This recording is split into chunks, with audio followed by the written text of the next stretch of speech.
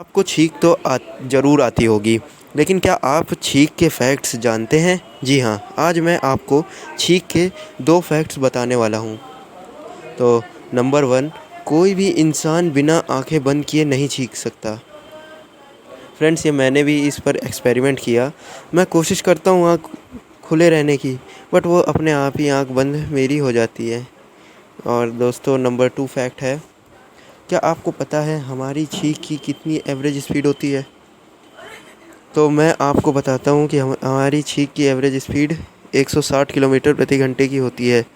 कैसा लगा छींक के बारे में ये फैक्ट जानकर? हमें कमेंट सेक्शन में ज़रूर बताएं और चैनल को लाइक और सब्सक्राइब ज़रूर करें ताकि छींक तो